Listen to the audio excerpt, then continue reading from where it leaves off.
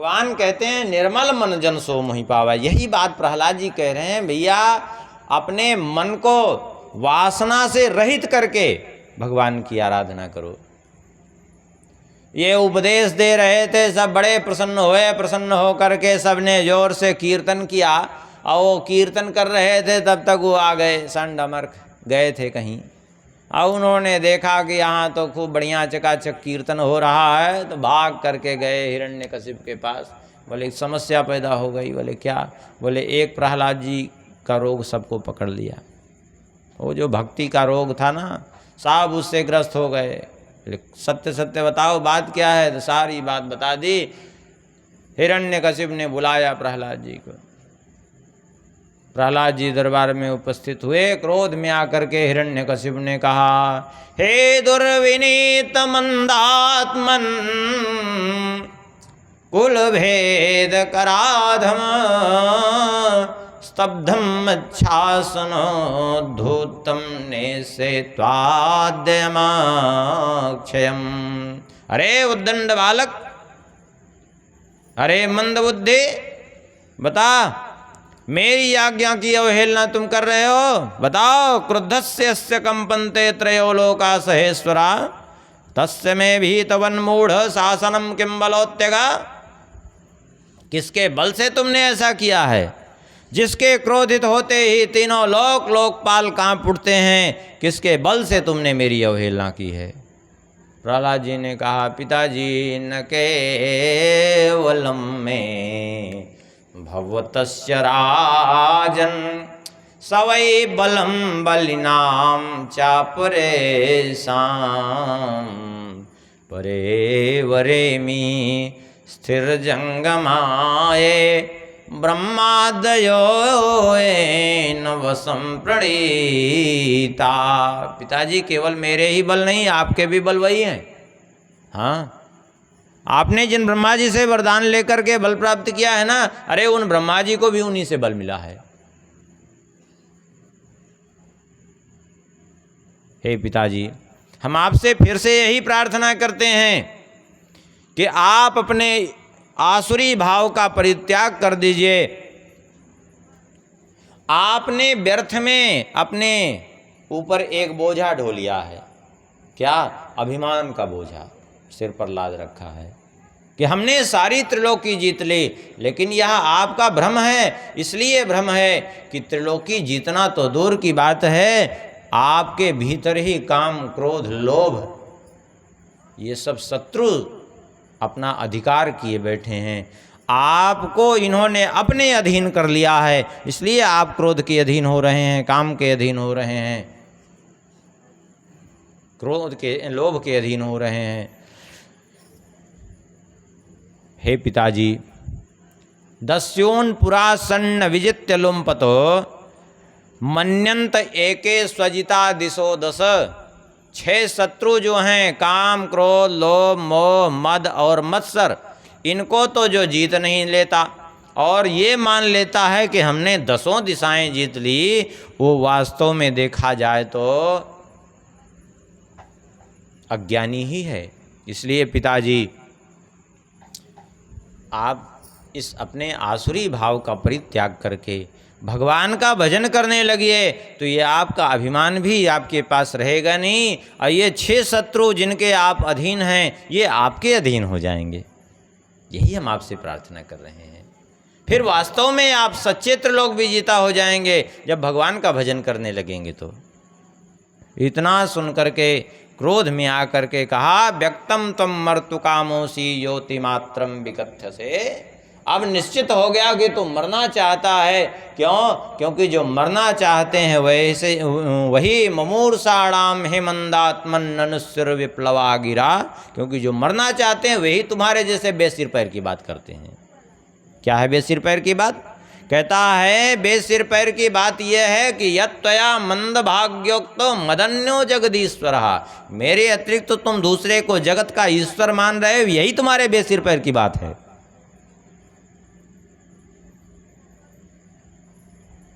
प्रहलाद जी ने कहा, आप ईश्वर है ही नहीं तो आपके अतिरिक्त मानने का क्या उसमें पूरा वो है। अरे मानना न मानना तो वहाँ होता है जहाँ कोई संभावना होती है, और जगत के ईश्वर तो एकमात्र भगवान श्री हरि हैं। आप है ही नहीं तो हम मानेंगे कहाँ से?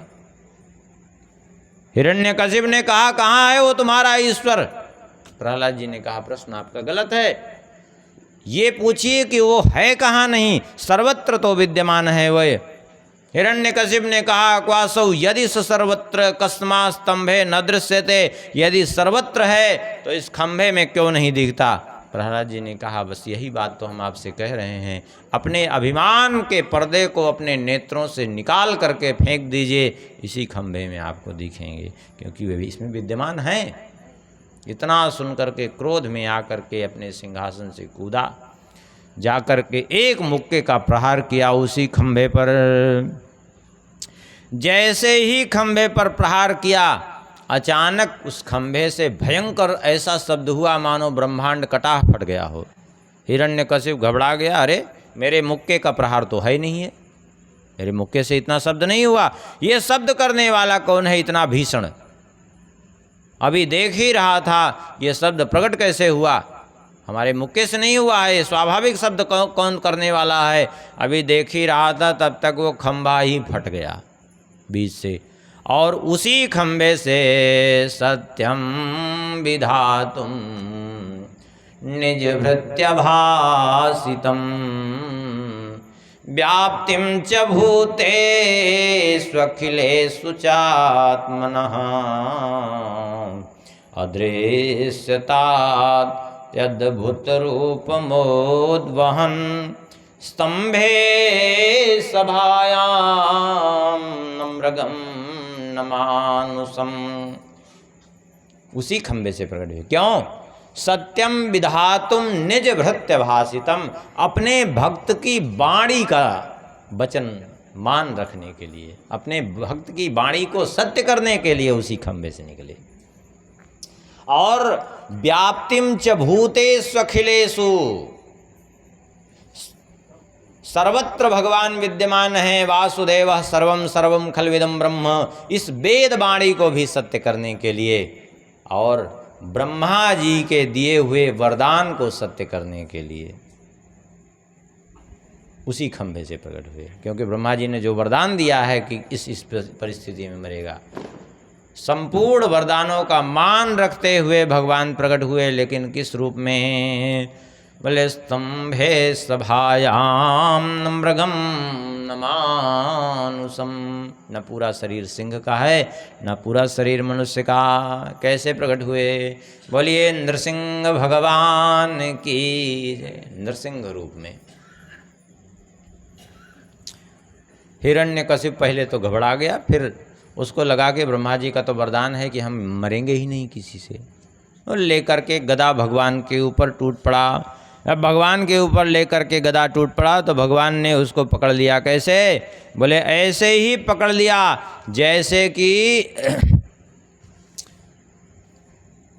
गरुण जी किसी सर्प को पकड़ करके उससे क्रीड़ा करें, उसी प्रकार से उससे क्रीड़ा करने लगे। अब तो भगवान उसको नखैर यथाहिम गरुड़ो महाविषम, जैसे गरुड़ जी महाविषधर सर्प के साथ खेलें उसी प्रकार से जो है उसके साथ क्रीड़ा कर रहे हैं। उसके बाद भगवान कुछ देर उसके साथ क्रीड़ा करते रहे। उसके बाद ले जा कर के भगवान उसको ड्योढ़ी पर पहुँचे, राजमहल की ड्योढ़ी पर। अब वहीं भगवान बैठ गए। अब बैठ करके उसको अपनी जंघा पर पटक लिया, डाल दिया, पकड़ लिया और कहा अब बताओ, अब मरने का समय तुम्हारा आ गया। उसने कहा नहीं मार सकते। बोले क्यों? बोले हमने वरदान मांगा है, भूतेभ्यस्तद्विशिष्टेभ्यो मृत्युर्मा भून् मम प्रभो। ब्रह्मा जी की सृष्टि में किसी से मेरी मृत्यु नहीं हो सकती। भगवान ने कहा अरे मूर्ख, मैं ब्रह्मा जी की सृष्टि में नहीं हूँ, ब्रह्मा जी मेरी सृष्टि में है। ब्रह्मा जी को मैंने बनाया है, ब्रह्मा जी ने मुझे थोड़ी बनाया है। हाँ? बोले फिर भी नहीं मार सकते। बोले क्यों? बोले मैं दिन में नहीं मरूंगा न रात में। भगवान ने कहा दिन रात नहीं है, संध्या वेला है। देखो दिन है कि रात? बोले न दिन है न रात। बोले संध्या वेला है। बोले मैं धरती पर नहीं मरूंगा, आसमान में भी नहीं मरूंगा। भगवान ने कहा तुम धरती पर हो ही नहीं, क्योंकि तुम्हारे शरीर का कोई भी अंग धरती से नहीं स्पर्श कर रहा है। और तुम आकाश में हो नहीं, क्योंकि निराधार नहीं हो, तुम मेरी जंघा पर हो, इसलिए तो आकाश में भी नहीं हो। बोले घर के बाहर नहीं मरूंगा, भीतर भी नहीं मरूंगा। भगवान ने कहा घर के बाहर भीतर तुम नहीं, ड्योढ़ी पर हो, बीचों बीच में। और बोले मैं मनुष्य से मरूंगा न पशु से। भगवान ने कहा मैं मनुष्य हूँ ही नहीं, पशु भी नहीं हूँ, मैं नृसिंह हूँ। बोले किसी अस्त्र शस्त्र से नहीं मरूंगा। भगवान ने कहा अस्त्र शस्त्र लेकर के इनमें नहीं आया हूँ, तुमको मारने के लिए मेरे नख ही पर्याप्त हैं। ब्रह्मा जी के सारे वरदानों का मान रखते हुए भगवान ने अपने नाखूनों से उसके वक्षस्थल को विदीर्ण कर दिया और उसके आंतों को खींच करके बाहर निकाल लिया और उस आंतों को उठा के गले में लपेट लिया। भगवान का नाम ही पड़ गया आंत्रमाली। बोलिए आंत्रमाली भगवान की, श्री इंद्र सिंह भगवान की। अब तो जो है इस प्रकार से हिरण्यकशिपु का भगवान ने वध कर दिया। ब्रह्मादिक देवता आए, सबने बारी बारी से बड़ी लंबी चौड़ी स्तुति की, लेकिन भगवान का क्रोध ही शांत नहीं हुआ। जब किसी प्रकार से क्रोध शांत नहीं हुआ तो स्वयं साक्षात श्री प्रेषिता देवई दृष्ट्वा तन्महदद्भुतम, श्री लक्ष्मी जी को देवताओं ने भेजा कि आप जाकर के इनका क्रोध शांत करिए। लेकिन श्री लक्ष्मी जी ने ऐसा रूप कभी देखा नहीं था। दृष्टा श्रुतपूर्वता सनोपेयाय संकिता, ऐसा रूप देखा नहीं था तो सशंकित होकर के लौट पड़ी। बोले हमारे बस की बात नहीं सामने जाना, ऐसा न तो हमने कभी क्रोध देखा न इनका स्वरूप दिखा है। लेकिन इनका क्रोध यदि टिक गया तब तो प्रलय हो जाएगा। तब क्या गए? बोले प्रहलादम प्रेषयामास ब्रह्मावस्थित मंतिके। तब ब्रह्मा जी ने प्रहलाद जी से कहा बेटा प्रहलाद, अब तुम ही इनके क्रोध को शांत कर सकते हो, क्योंकि इनके क्रोध का कारण क्या है? भगवान कभी अपने अपराध से कभी कुपित नहीं होते, केवल भक्त का कोई अपराध करता है तभी कुपित होते हैं। तुम्हारे ऊपर इतना अत्याचार हुआ, यही इनके क्रोध का कारण है, तो तुम ही इनको शांत कर सकते हो। तो प्रहलाद जी गए भगवान के सन्मुख और जाकर चरणों में साष्टांग वंदन किया। भगवान का स्वभाव देखिए, स्वपाद मूले पतितं तमर्भकं विलोक्य देवा कृपया परिप्लुतः उत्थाप्य तच्छीष्ण दधात् कराम्बुजं कालाहिवेत्रस्तधिया कृता भयम्।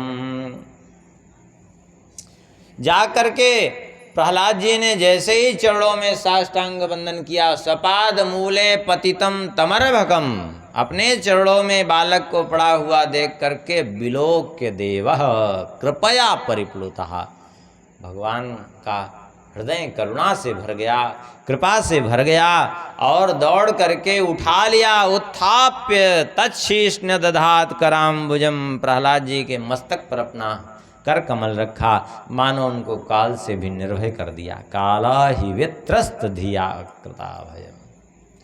और उसके बाद श्री प्रहलाद जी ने बढ़िया स्तुति की है।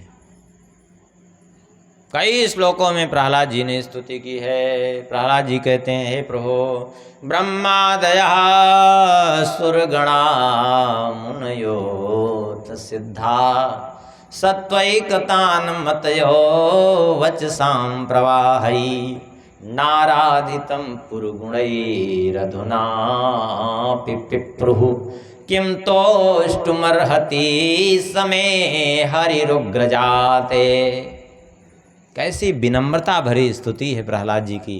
कहते हैं, हे प्रभु, ये ब्रह्मादिक देवता, ये मुनिगण, ये बड़े बड़े सिद्ध, ये सब आपकी धारा प्रवाह स्तुति करते रहे, वचसाम प्रवाही, लेकिन फिर भी आपको प्रसन्न नहीं कर पाए। तब फिर भला मैं आपको कैसे प्रसन्न कर सकता हूँ। किम तोष्टुम अर्हति समय हरिरुग्र जाते, मैं तो घोर उग्र जाति में तामसी कुल में एक असुर कुल में जन्म लिया मैं कैसे आपको प्रसन्न कर सकता हूँ। ये इनकी दैन्यता है। लेकिन फिर भी मुझे विश्वास है कि आप प्रसन्न हो जाएंगे। क्यों? क्योंकि मन्ने धनाभिजन रूप तपः श्रुतौ जस तेजः प्रभाव बल पौरुष बुद्धि योगा नाराधनाय भवन्ति परस्य पुंसो भक्त्या तुतोस भगवान गजयूथ पाए। सारा सिद्धांत भागवत जी की स्तुतियों में है। समय ही नहीं रहता इतना, सप्ताह कथा में समय ही नहीं रहता भागवत जी की पूरी चर्चा करने। नहीं, भागवत जी का एक भी श्लोक छोड़ने लायक नहीं है। सत्य तो ये है, इतना सार ही सार भरा हुआ है। कह रहे हैं प्रहलाद जी कि मन्ने धनाभिजन रूप तपः श्रुतौ जस तेजः प्रभाव बल पौरुष बुद्धि योगा। कहते हैं धन, कुलीनता, रूप, तप, विद्या, ओज, तेज, प्रभाव, बल, पौरुष, बुद्धि, योग, ये 12 चीजें जो है किसी के पास विद्यमान हो, लेकिन फिर भी इन 12 गुणों से युक्त होकर के भी कोई आपको प्रसन्न नहीं कर सकता, यदि वो भक्ति से विमुख है तो। लेकिन इन 12 के 12 कुछ भी न हो, लेकिन एक चीज आप मात्र हो उसके पास, भक्ति, तो आपको प्रसन्न कर लेता है। क्या कोई ऐसा उदाहरण है क्या? कहते हैं हाँ, भक्त्यातुतोस भगवान गजयूथ पाए।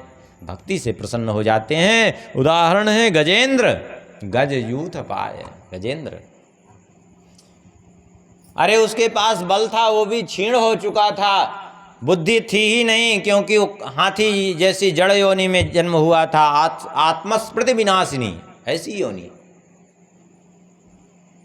जब सब कुछ क्षीण हो गया था, तब जो है आपको पुकारा, आपने कृपा की उस पर। कहते हैं प्रहलाद जी विप्राद्विषट गुण युताधर विंदनाभ पादारविंद विमुखाच्छपचम वरिष्ठम मन्ने तदर्पित मनो वचने हितार्थ प्राणम पुनाति सकुलम न तु भूरिमान। इन 12 गुणों से युक्त कोई ब्राह्मण ही क्यों न हो, लेकिन यदि आपकी भक्ति से विमुख है तो अपने आप को भी पवित्र नहीं कर सकता। भले ही इन 12 गुणों से युक्त हो, लेकिन आपकी भक्ति से विमुख होकर के वो अपना भी कल्याण नहीं कर सकता।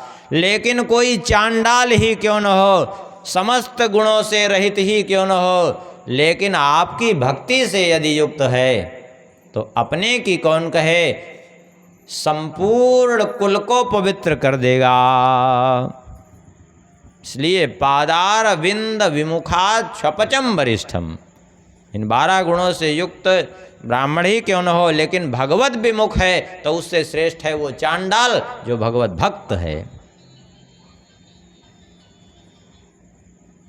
बहुत बढ़िया स्तुति यहाँ श्री प्रहलाद जी ने बड़ी लंबी चौड़ी स्तुति की है। एक एक स्तुति में बड़ा सार भरा हुआ है। प्रहलाद जी की स्तुति सुनकर के भगवान प्रसन्न हुए। भगवान ने कहा, प्रहलाद बद्ध भद्रम ते प्रीतो हम ते सुरोत्तम वरम मृडी स्वाभिमतम काम पूरोस्मि हम नृणाम।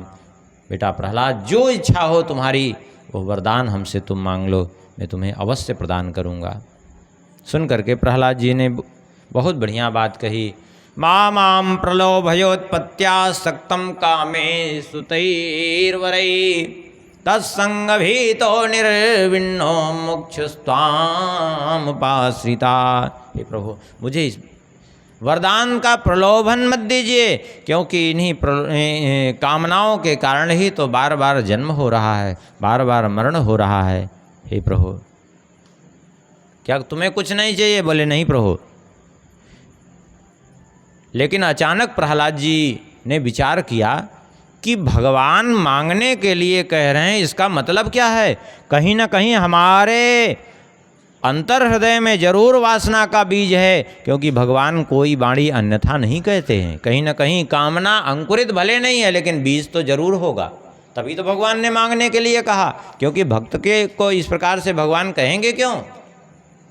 तब प्रहलाद जी ने तुरंत कहा, हे प्रभु, एक प्रार्थना आपसे है, यदि राशीस में कामान वरास तद्वरदर्शभ, यदि आप देना चाहते हैं तो यही वरदान दे दीजिए कि कामानाम हृदय संरोहम भवतस्तु वृणेवरम। मेरे हृदय में यदि कामना का बीज हो तो अंकुरित ही कभी न होने पावे, यही वरदान दे दीजिए। क्यों? क्योंकि जहाँ कामना उत्पन्न हुई, कामना उत्पन्न होते ही 12 चीज़ें तुरंत नष्ट हो जाती हैं। सुन लीजिए, क्या क्या? बोले इंद्रियाणि मनः प्राण आत्मा धर्मो धृतिर्मति श्रीस्तेजः स्मृति सत्यम यस्य नश्यन्ति जन्मना। ये 12 चीज़ें नष्ट हो जाती हैं। इंद्रियां, मन, प्राण, आत्मा, धर्म, धैर्य, बुद्धि, ह्री माने लज्जा, श्री तेज, स्मृति, सत्य, ये सब 12 चीज़ें तुरंत नष्ट हो जाती हैं कामना। अब इनकी व्याख्या करें तो सबका उदाहरण भी नहीं मिल जाएगा, लेकिन अब वो समय नहीं है। ये सब नष्ट हो जाते हैं कामना के आते ही। प्रहलाद जी ने कहा, एक प्रार्थना जरूर है कि मेरे पिता ने बड़ा आपका अपमान किया है, इनकी दुर्गति न होने पावे, क्योंकि जन्म तो इन्हीं से मेरा हुआ है। भगवान ने कहा कि चिंता मत करो, त्रिसप्तभी पिता पूतई पितृभि सहते नघ यस्साधोस्य गृहम जातो यस्साधोस्य गृहे जातो भवान वही कुल पावना। तुम्हारे जैसे कुल पावन संतान जिस कुल में हो जाए उसकी 21 पीढ़ियों का उद्धार हो जाता है। लेकिन यद्यपि मैं जानता हूँ तुम्हें कुछ नहीं चाहिए, फिर भी एक मनवंतर के लिए तुम दैत्यों के अधिपति पद को स्वीकार कर लो, राजपद स्वीकार कर लो। प्रहलाद जी चाहते नहीं थे। क्यों? इसलिए नहीं चाहते थे कि इसी पद पर बैठ करके मेरे पिता ने अत्याचार किया था।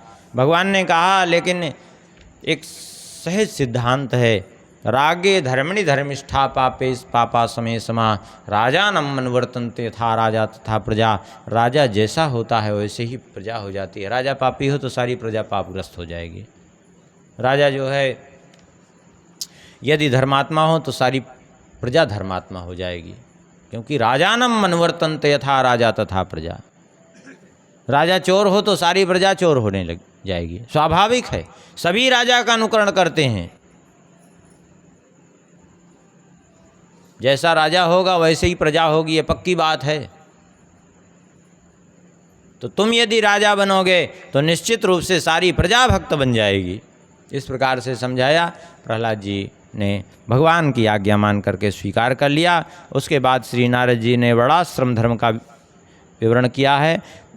नारद जी कहते हैं, देखो कुछ चीज़ें ऐसे हैं मानव मात्र के लिए जो पालनीय हैं। क्या हैं? बोले सत्य, दया, तपस्या, शौच, तितिक्षा, उचित अनुचित का विचार, मन का संयम, इंद्रियों का संयम, अहिंसा, ब्रह्मचर्य, त्याग, स्वाध्याय, सरलता, संतोष, समदर्शी महात्माओं की सेवा, धीरे धीरे सांसारिक भोगों से निवृत्ति की चेष्टा से निवृत्ति, और अभिमानपूर्ण प्रयत्नों का फल उल्टा होता है ऐसा विचार, मौन, आत्मचिंतन, प्राणियों में यथा योग्य अन्न का विभाजन और उनमें अपने इष्ट देव का दर्शन सभी में, और भगवान के नाम रूप लीला गुण का श्रवण, कीर्तन, स्मरण, उनकी सेवा पूजा, उनका को प्रणाम, दास्य, सख्य और आत्मसमर्पण। ये जो है 30 चीज़ें, आचरण ऐसे हैं जो मानव मात्र के लिए अनुकरणीय हैं, चाहे वो किसी भी वर्ण का हो, किसी भी संप्रदाय का हो, पुरुष हो, स्त्री हो, कोई भी हो, सबके लिए पालनीय है। अब जो है 4 आश्रम बनाए हैं, अब 4 वर्ण हैं, ब्राह्मण, क्षत्रिय, वैश्य, शूद्र। ये 4 वर्णों में ब्राह्मण के लिए सम, दम, तप, शौच, संतोष, सरलता, ज्ञान, दया, भगवत परायणता और सत्य, ये ब्राह्मण के गुण हैं, ये होने चाहिए। और क्षत्रिय के लिए युद्ध में उत्साह, वीरता, धीरता, तेजस्विता, त्याग, मनोजव, क्षमा, ब्राह्मणों के प्रति भक्ति, अनुग्रह और प्रजा की रक्षा, ये क्षत्रिय का लक्षण। वैश्य का देवता, गुरु और भगवान के प्रति भक्ति, धर्म, अर्थ, काम इन पुरुषार्थों की रक्षा, आस्तिकता, उद्योगशीलता और व्यवहारिक निपुणता, ये वैश्य का लक्षण। और शूद्र के लिए बोले अपने से उच्च वर्णों के सामने विनम्र बन करके रहना, पवित्रता जीवन में, स्वामी की निष्कपट सेवा और चोरी न करना, कोई भी यज्ञ आगादिक कर्म वही करना जो वैदिक विधि से रहित हो, वैदिक कोई कृत्य उसके लिए विधान नहीं है। और गौ ब्राह्मणों की सत्य की रक्षा करना, ये जो है उसका धर्म है। स्त्री के लिए पति की सेवा करना, सदैव पति के अनुकूल रहना, पति के संबंधियों को भी प्रसन्न रखना और सर्वदा उनके नियमों का पालन करना, ये पतिव्रता स्त्री का धर्म है। घर को स्वच्छ हमेशा रखना चाहिए स्त्री को, क्योंकि जो घर स्वच्छ रहता है वहाँ लक्ष्मी जी, और जहाँ जो घर गंदगी से युक्त रहता है वहाँ दरिद्रा निवास करती है। दोनों बहन बहन हैं, समझ लीजिए। और जो मिल जाए उसमें संतुष्ट रहे, पति की सेवा करे, पति को हमेशा प्रसन्न रखे और किसी वस्तु के लिए लालच न करे, कार्यों में चतुर हो, धर्म के प्रति निष्ठा हो, सत्य और प्रिय वचन बोले, कर्तव्य के प्रति सावधान रहे। इस प्रकार से यदि अपने जीवन का निर्वाह करते हुए निष्ठापूर्वक पति की सेवा करे तो निश्चित रूप से वो लक्ष्मी जी के समान सुख को प्राप्त करती है भगवान के परम धाम में जाकर के। और जो अंत्यज हैं उनका तो कहना ही क्या है, उनका तो सहज में ही चोरी आदि पाप कर्मों में उनका सहज स्वभाव होता है, लेकिन प्रयास उनको चाहिए कि वो भी जो है उससे बचने का प्रयास करें। ये चारों वर्णों के धर्म हैं। ऐसे ही 4 आश्रम हैं। ब्रह्मचर्य आश्रम, पहला ब्रह्मचारी का धर्म है कि गुरुकुल में रह करके प्रातःकाल, सायंकाल, हो सके तो त्रिकाल और नहीं तो कम से कम 2 समय संध्या वंदन अवश्य करे और गुरुदेव की सेवा करे, उनके चरणों में प्रणाम करके उनसे विद्या अध्ययन करे, ये उसका धर्म है। स्त्री से दूरी बना के रखे, उतना ही प्रयोजन रखे जितना अत्यंत आवश्यक है। यदि गुरुकुल में है, गुरुदेव गृहस्थ हैं, मान लिया, जो शिक्षा दे रहे हैं, उनकी पत्नी हैं, गुरुमाता हैं, उनकी पुत्री आदि हैं, तो भी उनसे उतना ही व्यवहार रखे जितना आवश्यक है। उनसे शरीर की कोई भी सेवा न ले अपने, ये ब्रह्मचारी के लिए नियम है। माने उनसे शरीर की सेवा लेने का मतलब उनसे अपने शरीर में तेल मालिश करना, ये करवाना, ये सब कोई सेवा न ले।